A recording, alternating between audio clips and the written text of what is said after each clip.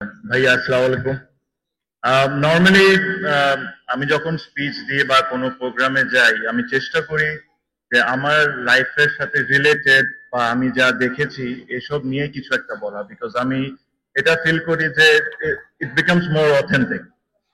তো আজকেও সেম কিছু কিছু জিনিস আমি শেয়ার করতে চাই, যেটা ধরেন হয় আমার লাইফের সাথে ঘটেছে বা আমি দেখেছি যেটা ঘটতে। প্রথমে তার আগে বলে নিই, যদি আমার কোনো কমেন্টে কেউ যদি অফেন্ডেড ফিল করেন প্লিজ আমাকে ক্ষমা চোখে দেখবেন। আহ, হ্যাঁ, ক্ষমা চোখে দেখবেন। সো যে জিনিসগুলো আপনারা যদি, আমি যখন ছোট ছিলাম, আমরা যখন রাস্তাঘাটে খেলতাম তখন স্ট্রিট ডগস বলেন, বিড়াল বলেন বা অন্য যে কোনো অ্যানিমেল বলেন, এদেরকে আমরা দেখতাম।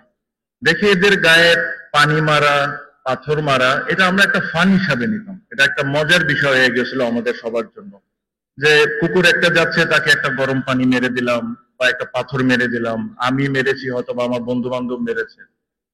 আনফর্চুনেটলি এই জিনিসটা আমাদেরকে কেউ আমরা রিয়েলাইজই করতাম না যে যে জিনিসটা আমরা করছি এটা একটা ক্রাইম।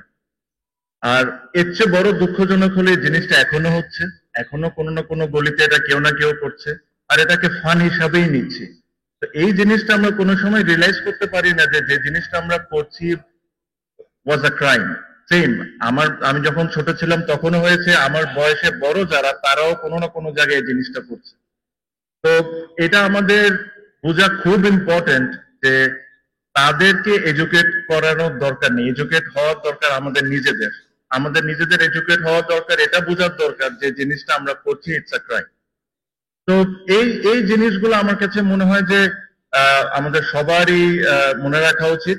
আর এখানে একজন আপু একটা কথা বলছিলেন, আমি শুনছিলাম বসে, যে যখন উনি ফেসবুকে লেখেন ওনার সাইবার বুলিং এর হইতে হয় বা অনেক ধরনের ব্যাড কমেন্টও শুনতে হয়। আপু, I I understand what you are trying to say. আমি এরকম কিছু দেখি, বাট অনেক কিছু খারাপের মধ্যেও কিন্তু কিছু ভালো জিনিস থাকে। 10 জন যদি খারাপ বলে থাকে, আমার মতো একজন কিন্তু আপনার ওই লেখার থেকে অনেক কিছু শিখছে। আর যে জিনিসটা আপনি যে লেখাটা লিখছেন ওই জিনিস থেকে আমার এই শিক্ষণীয়টা হচ্ছে যে এই জিনিসটা করা ভুল, এই জিনিসটা করা রাইট, এই জিনিসটা করা ভুল। আর এই জিনিসটা আমি আমার বাচ্চাদেরকে শেখাচ্ছি। আমি খুব বেশি কথা বলবো না, বাট আমি যারা এখানে এত কষ্ট করে এই অনুষ্ঠানটা অর্গানাইজ করেছেন, রুমন ভাই আমি জানি খুব কষ্ট করেছেন খুবই শর্ট টাইমে। আমি ওনাকে বেস্ট উইশেস দিলাম, এন্ড আই কংগ্রেচুলেট এভরিওয়ান যারা এই অনুষ্ঠানে আছেন। এই একটা কথা বলে অনুষ্ঠানটা আমি আমার স্পিচটা শেষ করব, যে আপনারা যদি দেখেন বিভিন্ন দেশে, প্রত্যেকটা দেশের কিছু দেশে আপনি শুনবেন যে এই দেশটা বিজনেস ওরিয়েন্টেড, এই দেশটা স্পোর্টস লাভিং। আমরা চলেন বাংলাদেশকে সবাই মিলে একটা animal loving and sports loving country গড়ে তুলতে পারি।